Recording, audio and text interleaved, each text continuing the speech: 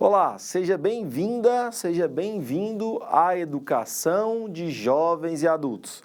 Você está dentro da aula de Ciências da Natureza. Vem aqui comigo no quadro virtual para nossa aula 5, segunda etapa, módulo 2, unidade 1, segundo semestre. Nós estamos estudando a geomorfologia, a fitofisionomia, a fauna e a flora do cerrado. Cerrado esse que a gente também deu início nas nossas aulas anteriores. Observem essa imagem aí, e nessa imagem você consegue descrever o que tem nela. É bem provável que ao olhar para essa imagem você esteja vendo árvores retorcidas. E essas árvores retorcidas têm um propósito, têm uma finalidade adaptativa, que é para a sobrevivência dessas espécies nessa fitofisionomia. Dessa forma, o cerrado também vai trazer imagens iguais a essas, mais próximas aí, que vocês conseguem observar que as cascas das árvores são mais espessas, para evitar e proteger também o contato com o fogo. Pois bem, nós temos dentro da fitofisionomia uma classificação que irá ser estudada. É bem provável que você também tenha acesso a esse material. Qualquer coisa, você pode dar o print aí na tela e a gente vai por partes, a gente vai dividir aí e aumentando gradativamente no decorrer da nossa aula. Acompanhe aí no quadro virtual, então. Para deixar, então, mais fácil de você entender, nós vamos ver aqui os campos limpos, o campo sujo, o cerrado estricto sensu, um dos mais famosos dele, não é o mais importante, até porque o conjunto faz com que todo seja importante, a mata seca, o cerradão, mata de galeria, veredas e o cerrado rupestre. Como eu falei que ia ficar mais fácil para vocês, vamos aumentar aqui, então, no seu quadro. Campos limpos. Como que vai estar sua característica? Vegetação composta por gramas, gramíneas, nela não há extrato lenhoso e é propícia a deslocamento de animais, como, por exemplo, o tamanduá-bandeira e a onça-pintada. Isso aqui seriam os campos limpos. Lembrando você que a gente está vendo as características principais. Já o campo sujo, conhecido como cerrado ralo, apresenta vegetação composta por plantas de extrato herbáceo, então deixa de ser gramíneas. Predominando, então, aqui arbustos, arbustos esses que dá a impressão que esteja sujo. Por conta disso, o nome campo sujo. Mas não é sujo de sujeira, mas de presença de arbustos. Então, campos limpos e campo sujo. Quando a gente vai de novo para a fitofisionomia, já vimos esse e esse como características principais. Vamos aumentar então aqui para você e a gente vai, esse aqui que é o mais famosinho deles, né? O mais famoso aí, cerrado estricto sensu. A vegetação predominante no bioma, pois possui espécies arbustivas e árvores de pequeno porte. Seus arbustos não são densos e adaptam às condições ambientais. Raízes dessa vegetação alcançam lençóis freáticos. Professor, por que é o mais famoso? Inclusive no seu aparecimento em fotografias, em imagens, em filmagens. Então, normalmente, quando você vê e procura na internet, é bem provável que você encontre aí um exemplo do cerrado estricto sensu, beleza? Mas fique atento aí à legenda da foto. Do cerrado estricto sensu, vamos para a mata seca. Encontrado longe dos cursos de água, até por conta disso ela é seca, é possível de encontrar espécies como, por exemplo, o ipê e a aroeira. Devido à pouca disponibilidade de água, as árvores perdem suas folhas e possuem raízes mais profundas. Então, já vimos mais duas características aí importantes. Campos limpos, ok. Campo sujo, ok. Estricto sensu, ok. Mata seca, ok. Estamos vendo as características principais.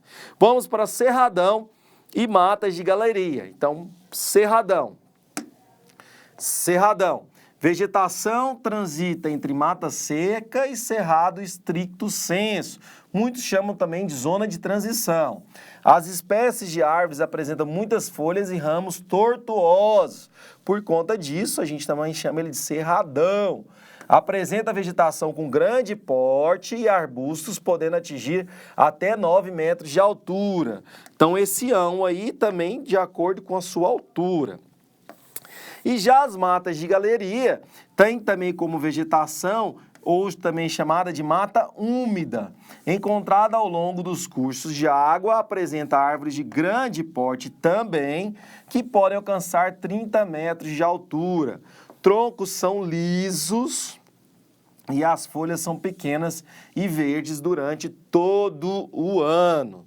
Beleza então, professor? Está ok todos esses aqui e vamos para os dois últimos aqui da nossa classificação nessa tabela. Veredas e cerrado rupestre. Pois bem, veredas, vegetação bastante exuberante, conhecida como área de várzea.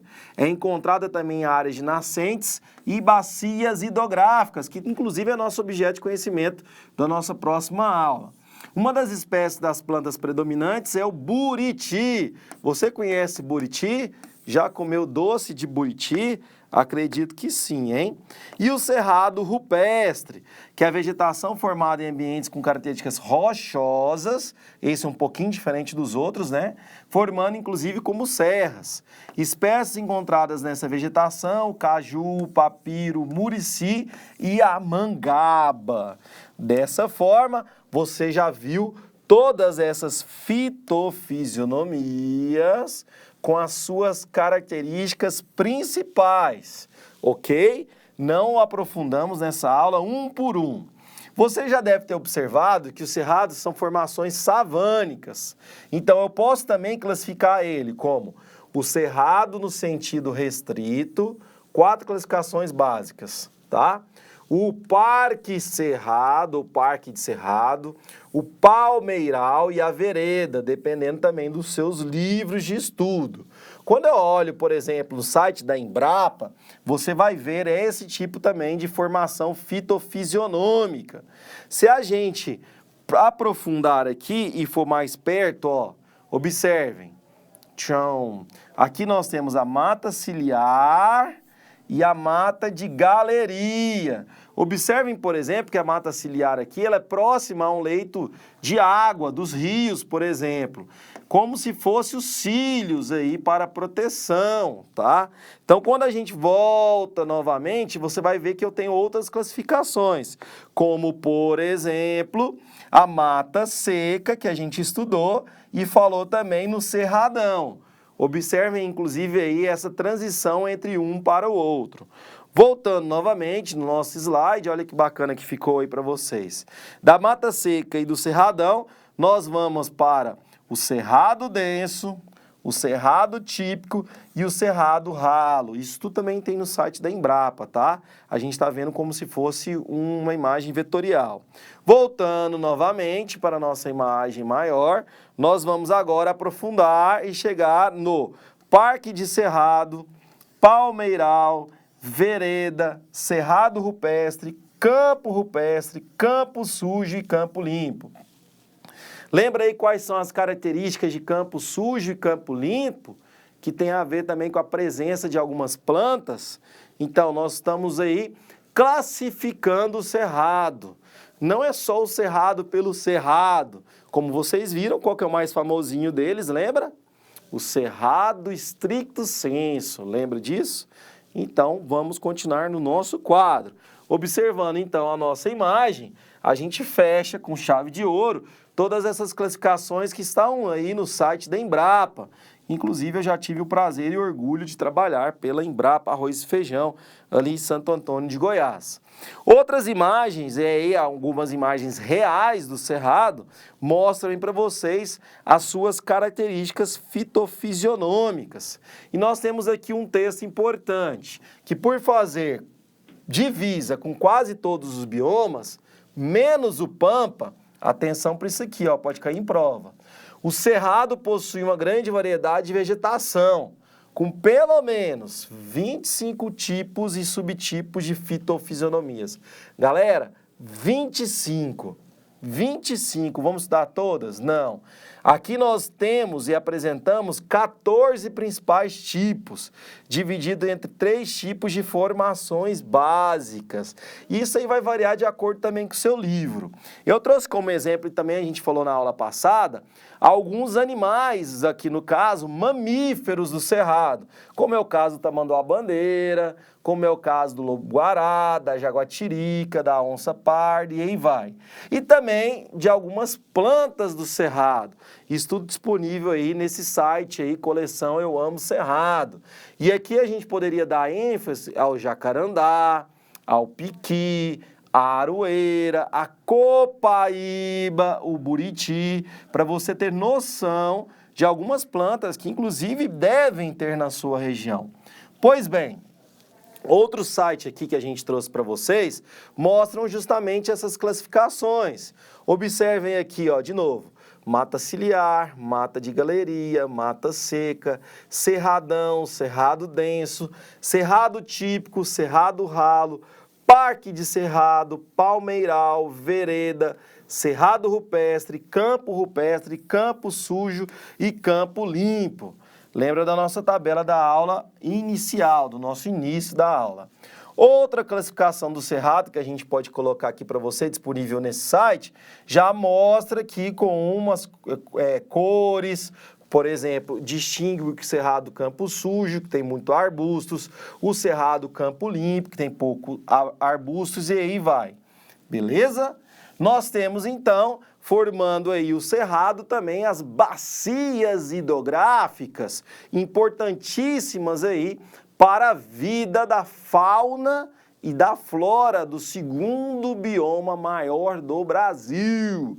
Tá perdendo apenas aí para a Mata Atlântica, para a Amazônia. Tá ligado nas nossas aulas, né? O cerrado só perde para a Amazônia. Beleza?